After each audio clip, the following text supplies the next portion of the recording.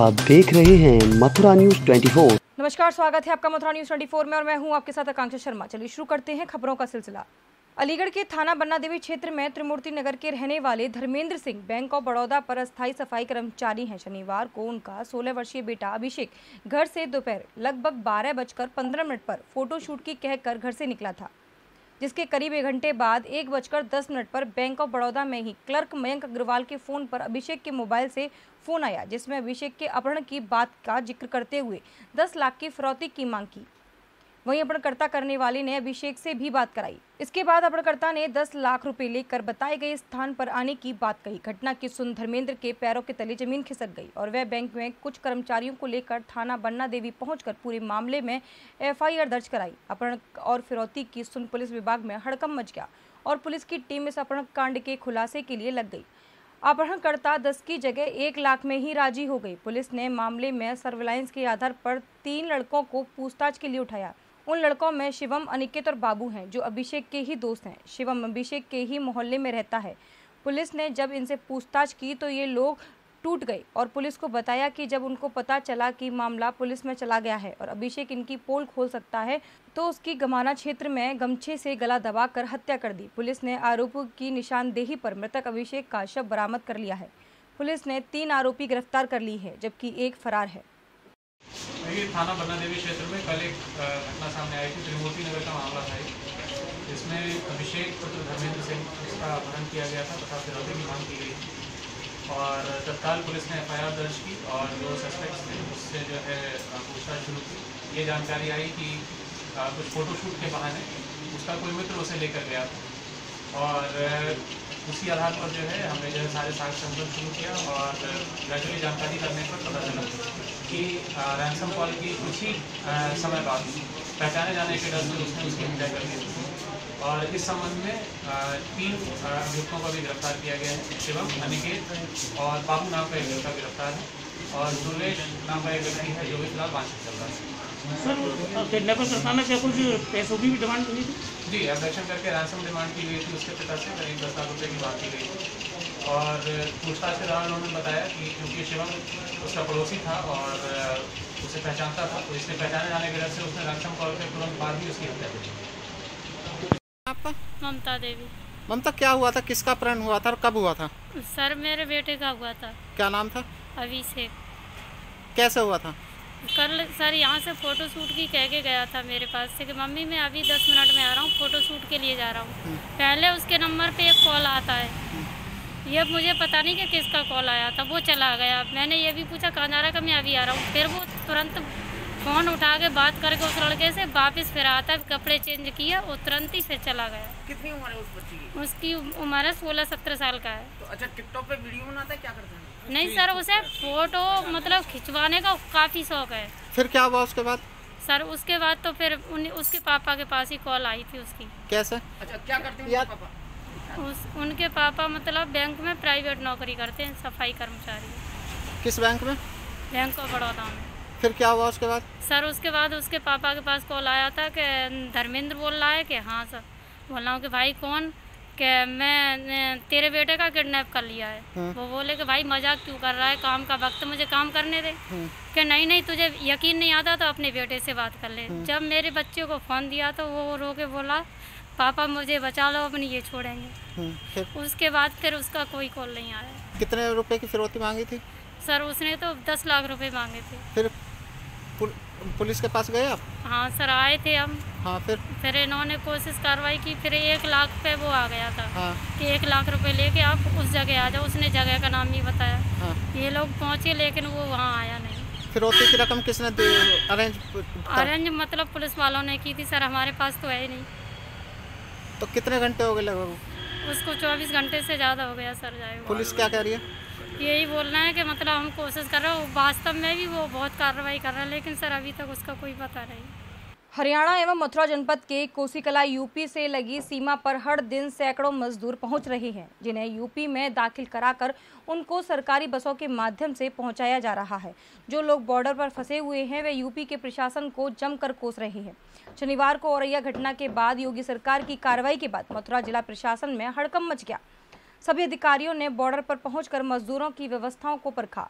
Border पर फंसे श्रमिकों को स्थानीय प्रशासन के द्वारा भोजन का प्रबंध कराकर को बसों के द्वारा स्वास्थ्य विभाग की टेस्टिंग के बाद सभी को उनके गृह जनपदों तक भेजा जा रहा है। दोपहर के बाद आईजी आगरा सतीश गणेश एवं कमिश्नर आगरा बॉर्डर पर पहुंच गए। इस दौरान बॉर्डर पर मौजूद सैकड़ों मजदूरों से मुलाकात करते हुए जानकारी ली एवं सभी प्रवासी मजदूरों को उनके गृह जनपद पहुंचाने का भरोसा दिया, जिसके बाद सभी मजदूरों के चेहरे पर मुस्कान दिखाई दी। काफी देर आईजी और कमिश्नर ने अपने अधीनस्थों से स्थिति को लेकर वार्तालाप की।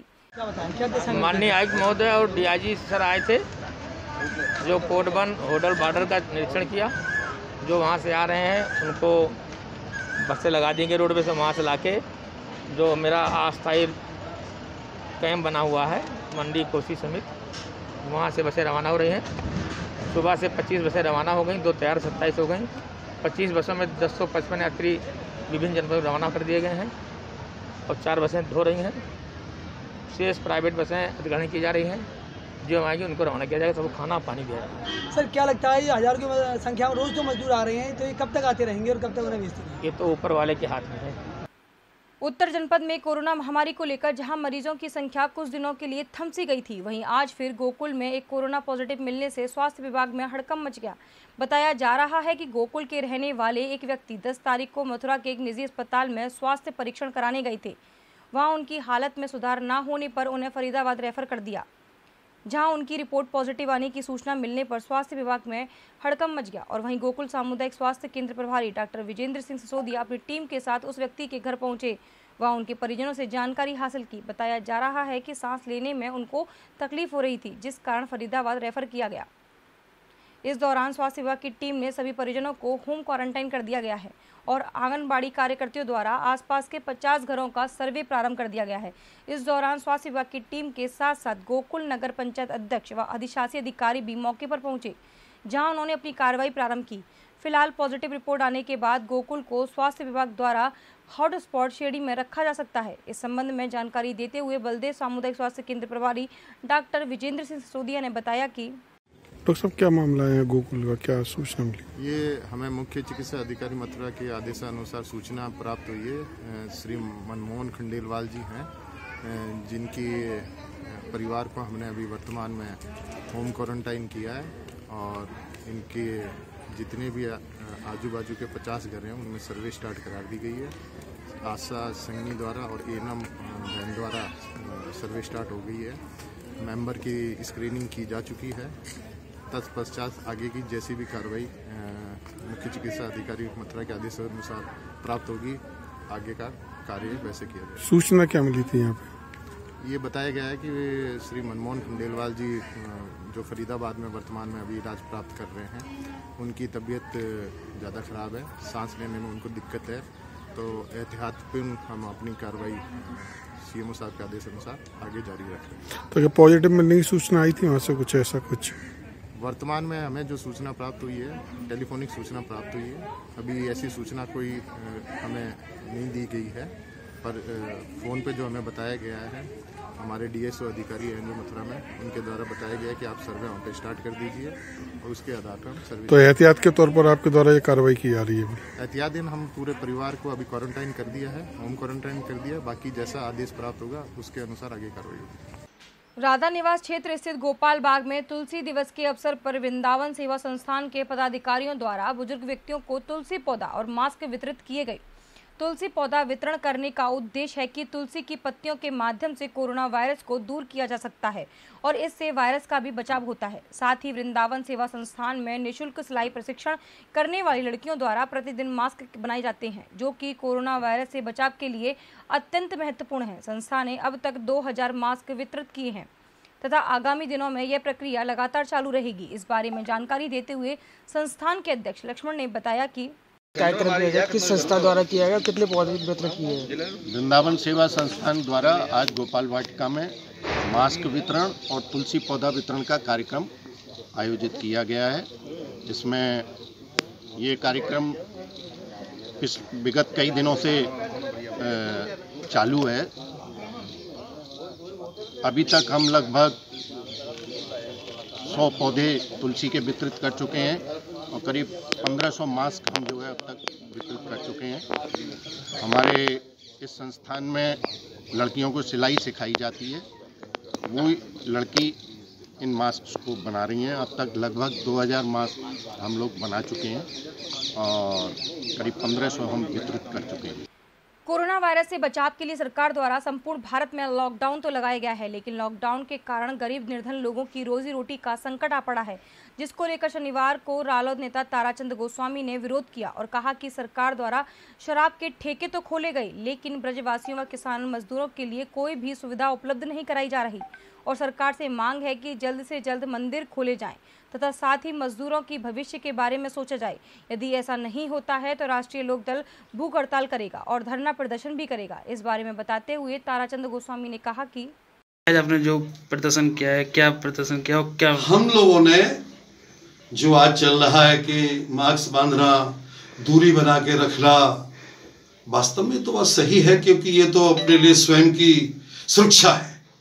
हम आपके चैनल के माध्यम से एक मांग करना चाहते हैं कि जो वृंदावन धाम है, यहाँ आज क्या स्थिति हो गई है कि सन्नाटा है। यहाँ पर कोई कुत्ता तक नहीं घूम रहा है। यहाँ पर परदेसी लोग आते थे, जिससे कि कितने ही लोग जुड़े हुए हैं, चाहे पुरोहित समाज हो, माला बेचने वाले हो, ई रिक्शा चलाने वाले हो, ऑटो वाले हो, दुकानदार हो, किराने वाले हो। आज उनका क्या हालत हो चुकी है। मैं एक और बात आपके चैनल के माध्यम से कहना चाहता हूं कि सरकार ने शराब की दुकानें तो बहुत जल्दी खोल दी और वहां लाइन लगाई जा रही है। भाई, आपने मिठाई की दुकान को क्यों नहीं खोला? आपने कपड़े की दुकान को क्यों नहीं खोला? आपने कंठी माला की दुकान को क्यों नहीं खोला? आप जो है कम से कम इन गरीबों की तो देखिए कि गरीब के आज हालत क्या हो रही है। गरीब का सुनने वाला कौन है? एक तरफ सरकार कहती है कि हम लोग किसानों के लिए भी बहुत कुछ कर रहे हैं। मैं ये पूछना चाहता हूं केंद्र की राज्य सरकार से, क्या आप 70 करोड़ किसान को आप कर पाएंगे? ये सब नहीं, ये सब दिखावा है, ये कहने वाली बात है। कहते कुछ है, धरातल पे कुछ। आज देख लो, 24 लोग मर गए। योगी बार बार कह रहा है कि कोई भी पैदल नहीं जाना चाहिए, बिगर बस के नहीं जाना चाहिए। आज यहाँ पर प्रतिदिन मर रहे हैं। अब मथुरा में देख लो, ज्यादा जरूरत नहीं है, वृंदावन में देख लो, आप इसी एक्सप्रेस पे भी देख लो, आज न मालूम कितने लोग पैदल जा रहे हैं। हम यही कहना चाहते हैं कि जल्दी से जल्दी वृंदावन धाम को भी यहाँ पर खोला जाए और पुरोहित जो हमारा बेरोजगार हो चुका है, उसके लिए भी कुछ पेट भरने का साधन मिल सके। विभिन्न जनपदों से पैदल आने वाले प्रवासी मजदूरों को एसडीएम व मजिस्ट्रेट के नेतृत्व में सभी तहसीलों के बॉर्डर्स पर प्रवासी मजदूरों को रोककर उन्हें शेल्टर होम में विश्राम कराया जा रहा है, खाना खिलवाया जा रहा है और उसके उपरांत स्वास्थ्य परीक्षण कराकर उन्हें उनके गृह जनपद रोडवेज बसों में भेजा जा रहा है।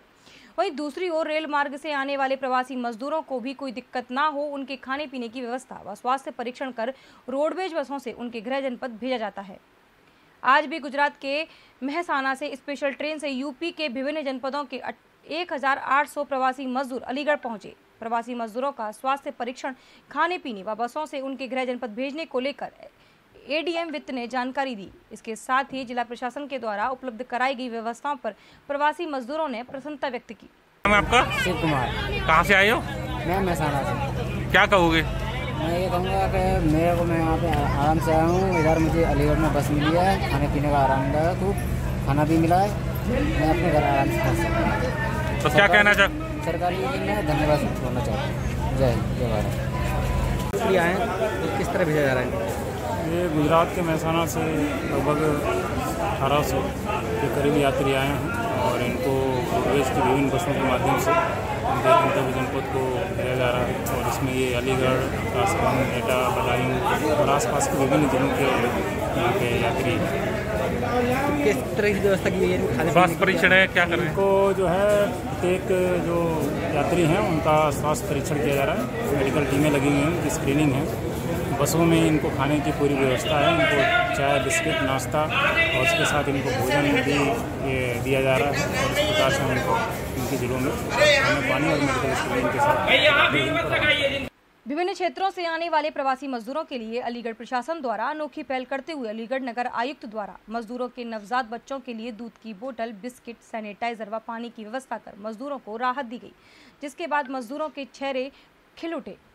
मुख्यमंत्री योगी आदित्यनाथ की प्रेरणा से प्रेरित होकर नगर आयुक्त सत्य प्रकाश पटेल प्रवासी मजदूर और उनके नवजात बच्चों के लिए रहनुमा बनकर आए और हजारों मील की दूरी तय कर अलीगढ़ रुके। इन प्रवासी मजदूरों को नवजात बच्चों के लिए दूध का इंतजाम कराया गया। यही नहीं, नगर आयुक्त ने इन नवजात बच्चों के लिए मिल्कमैन बनकर दूध की बोतल देते हुए बच्चों से हालचाल पूछा। रविवार सवेरे सवेरे नगर आयुक्त ने प्रवासी मजदूरों को जहां राहत सामग्री के रूप में केले, पानी की बोतल, सैनिटाइजर, बिस्किट, दही, छाछ के पैकेट दिए, वहीं इन प्रवासी मजदूरों के नन्हे मुन्ने बच्चों को अपने हाथ से दूध की बोतल देकर मानवता की एक मिसाल पेश की। अलीगढ़ शहर के चारों दिशाओं में प्रवासी मजदूरों की तलाश में नगर आयुक्त ने सवेरे सवेरे भ्रमण किया। सर ईश्वर के निकट लीलावती आश्रय स्थल में विश्राम कर रहे प्रवासी मजदूरों से नगर आयुक्त हालचाल पूछा। नगर आयुक्त के हाथों से राहत भरी सामग्री आदि लेकर प्रवासी मजदूरों के जहां चेहरे खिल उठे, तो वहीं इन प्रवासी मजदूरों के साथ साथ महिलाओं ने अपने बच्चों के लिए दूध पाकर उनकी आंखें खुशी के आंसू झलक आई। दिल्ली से आने वाले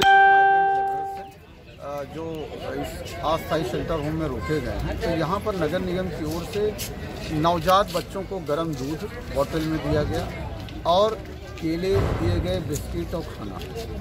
क्योंकि बड़े लोगों को खाना तो मिल जाता है, लेकिन जो बच्चों के फूड है उसको हम लोगों ने विशेष रूप से ध्यान दिया है और यहाँ से बसों में बैठा करके इनको उनके गंतव्य स्थान पर जिला प्रशासन द्वारा भिजवाया जाएगा और सम्मानजनक तरीके से यहाँ भिजवाएगा। अच्छा, दूध का सेवन क्यों कराना, इसके पीछे क्या उद्देश्य है? उसके पीछे देखिए, जो नवजात बच्चे हैं उनका एकमात्र फूड है मिल्क और गर्म दूध बोतल में देना, जिससे कि उनको भोजन मिल सके, और इस उद्देश्य से हमने बोतल में गर्म दूध करके दिया।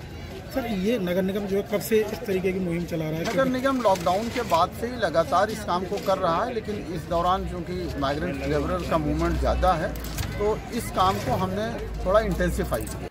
झांसी के रक्सा थाना क्षेत्र स्थित यूपी-एमपी सीमा पर हालत अब बेकाबू है। प्रवासी मजदूर लगातार हंगामा काट रहे हैं। मजदूरों का कहना है कि उन्हें उनके ट्रकों से आगे बढ़ने दिया जाए। वहीं यूपी प्रशासन सरकार के आदेश का पालन करते हुए अपनी जिद पर अड़े हुए हैं। जब मजदूरों की ट्रक से जाने की मांग पुलिस प्रशासन ने नहीं मानी, तो मजदूरों ने गुस्से में आकर पुलिस पर ट्रक चढ़ाने की कोशिश की।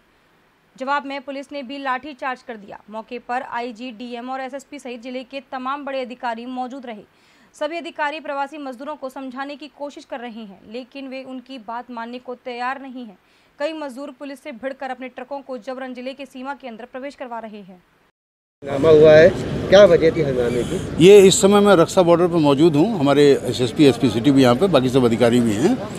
यहाँ पर हम लोगों ने शासन और डीजीपी मुख्यालय के निर्देश के क्रम में हम लोगों ने जितने भी ट्रक, डीसीएम टोयोटा कैंटर या अन्य जो भी मालवाहक थे, सभी गाड़ियों को रोक दिया था।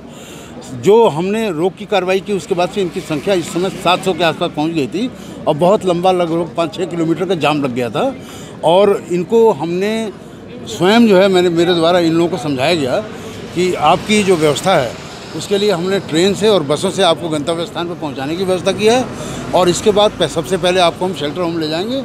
लेकिन एसएसपी ने भी समझाया और मेरे द्वारा कई बार समझाने के बावजूद ये बिल्कुल मानने को तैयार नहीं थे। इनका कहना था कि नहीं, हम अपनी ही गाड़ी से जाएंगे। तो हम लोगों ने उसको रोके रखा और बाद में जो भी नियमानुसार हमको कार्रवाई करनी चाहिए वो नियमानुसार उन्होंने कार्रवाई की। इन्होंने यहाँ पर जो है शांति व्यवस्था को भंग करने का प्रयास किया और बैरियर को भी ढकेल करके गिराने की कोशिश की गई थी। कुछ गाड़ियों को निकालने की कोशिश की गई, तो हमारी पुलिस फोर्स फिर आगे खड़े होकर के उन सारी गाड़ियों को हमने रोका है। अभी जो गाड़ियाँ गई हैं, हमने ये व्यवस्था इस प्रकार किया है कि कोशिश है हमारी कि किसी प्रकार का कोई एक्सीडेंट वगैरह ना हो। एक बात बहुत महत्वपूर्ण है, गुना से काफ़ी संख्या में पैदल लोग यहाँ पर थे मौजूद, जो कि जो है विभिन्न प्रकार से यहाँ पर आए थे। तो उनको 20 बसें मैंने खुद एसएसपी के साथ लगवाया है यहाँ पर और उन 20 बसों में यात्रियों को करीब 2000 से ज़्यादा लोग हैं, उनको जो है फेरी करा करके और हमने भिजवाया शेल्टर होम में। अभी शेल्टर होम में उनको जो है वहाँ पर नहाने धोने के बाद भोजन उपलब्ध कराया जाएगा और फिर बाद में ट्रेन अथवा बस से जो भी सुविधाजनक होगा उससे गंतव्य स्थान पर हम लोग भिजवाएंगे। धर्म रक्षा संघ का एक प्रतिनिधिमंडल आज उत्तर प्रदेश के कैबिनेट मंत्री लक्ष्मी नारायण चौधरी से मुलाकात करने उनके निवास पहुंचा। प्रतिनिधिमंडल में धर्म रक्षा संघ के प्रमुख पदाधिकारी एवं वृंदावन के प्रमुख संत शामिल थे। सभी संतों ने महंत श्री तमाल कृष्ण जी महाराज के साथ हुई घटना के बाद स्थानीय पुलिस की भूमिका पर असंतुष्टि व्यक्त की। संत के साथ इतनी बड़ी घटना होने के बाद भी पुलिस इसे सामान्य धक्का मुक्की की घटना बता रही है, जो कि घोर आपत्तिजनक है। इस बारे में बताते हुए कैबिनेट मंत्री और सौरभ गौड़ ने कहा कि संबंध में संत के साथ एक घटना हुई तारीख 12 को, उस संबंध में भी वार्ता हुई। मैंने सीओ सदर को निर्देश दिए हैं तत्काल उस घटना पर निष्पक्ष रूप से कार्रवाई की जाए और इसे गंभीरता से इसका संज्ञान लेना चाहिए। यदि इसमें कहीं कोई ढिलाई होगी तो उसके उत्तरदायी भी अधिकारी ही हैं। कैबिनेट मंत्री लक्ष्मण चौधरी से मिले, क्या उन्होंने आश्वासन दिया और आगे की क्या कार्रवाई हुई, इसके बारे में बताइए। हम आज धर्म रक्षा संघ के पूरे प्रतिनिधि मंडल को लेके, कुछ और संतों को लेके हमारे उत्तर प्रदेश के यशस्वी कैबिनेट मंत्री श्री लक्ष्मी नारायण चौधरी जी के निवास पर गए और उनको जब पूरी घटना का ब्यौरा हमारे धर्म रक्षा संघ के जो राष्ट्रीय संयोजक हैं आचार्य बद्रीश जी, उन्होंने जब बताया तो पूरी घटना को सुनने के बाद वो बहुत ही व्यथित हो गए और उन्होंने तुरंत ही हमारे सामने पुलिस प्रशासन में सीओ सदर को फ़ोन मिलाया और हमें पूरी तरीके से आश्वस्त किया कि ये योगी की सरकार है, संतों पर इस तरीके का हमला योगी की सरकार बर्दाश्त नहीं करेगी। बोले मैं अभी आपके सामने पुलिस प्रशासन के लोगों को निर्देशित कर देता हूं और अगर इसके बाद भी कोई उचित कार्रवाई नहीं हुई तो मैं मुख्यमंत्री जी के संज्ञान में ये पूरा मामला लेके जाऊंगा। तो हमने उनको उस केस की पूरी फाइल बना के तैयार करके दे दी है और हमें पूरी उम्मीद है कि वो जिस दिन भी मुख्यमंत्री योगी जी से मिलेंगे उनके सामने हमारा पक्ष रखेंगे और अगर आने वाले समय में संतों को न्याय नहीं मिला और संतों के संग यही अन्याय होता रहा तो धर्म रक्षा संघ पूरी तरीके से आंदोलन की भूमिका में आ जाएगा। अलीगढ़ सांसद सतीश गौतम यूं तो शहर में जनता के लिए हर वक्त हर संभव मदद के लिए तैयार रहते हैं, इसलिए वे शहर के लोकप्रिय सांसद भी हैं। अलीगढ़ के सांसद ने आज सुबह साइकिल से शहर का जायजा लिया और उन्होंने बताया कि इस लॉकडाउन में प्रवासी मजदूरों को किस तरीके से सुविधाएं मिल रही हैं और उन्होंने ये भी बताया कि जनता ने मुझे चुना है तो जनता का ख्याल रखना मेरा कर्तव्य है। सांसद जी, आज जो आपने शहर में साइकिल से भ्रमण किया, इसका क्या उद्देश्य था? देखिए, मैंने पहले शहर में आज भ्रमण इसलिए किया, पहले तो जो कोरोना के योद्धा हैं, जैसे हमारे डॉक्टर हैं, मीडिया कर्मी हैं, पुलिस कर्मी हैं, हमारे सफाई कर्मी हैं, उनको सबको सांत्वना देते हुए उनका मनोबल बढ़ाते हुए। दूसरा, जो दूसरे जिलों से हमारे प्रवासी आ रहे हैं और दूसरे जिलों को जा रहे हैं, उनको भोजन कराना और उनको कोई ना कोई साधन से, पुलिस की हेल्प से उनको भेजना, ये मैंने कार्य किया। कम से कम मैं साइकिल से जब निकला शहर में तो लोगों के अंदर ऊर्जा आई एक, और एक मैसेज भी गया कि भाई कम से कम सांसद जिसको हमने चुना वो हमारे बीच में 24 घंटे रहकर साइकिल से घूमकर विदाउट सिक्योरिटी घूम रहा हूँ। और एक मैसेज कोरोना जो हमारे सफाई कर्मी है सबसे ज़्यादा, जो हमारी नालियाँ साफ कर रहे हैं, गंदगी को साफ कर रहे हैं, जो सुरक्षा में लगे हुए, जो प्रधानमंत्री जी की मेन जो योजना है स्वच्छ भारत मिशन के तहत काम कर रहे हैं, उस योजना में उनका मनोबल बढ़ाया और मैं उनके बीच में मिलकर उनको एक तरह से सम्मान कर उनका मनोबल बढ़ाने का काम किया। और प्रवासी जितने हमारे आ रहे हैं उनको भी वाहन से भेजना, उनको भोजन कराना, ये मेरी प्राथमिकता रही आज। अभी तक के लिए सिर्फ इतना ही। मुझे दीजिए, फिर मिलेंगे नई खबरों के साथ। नमस्कार।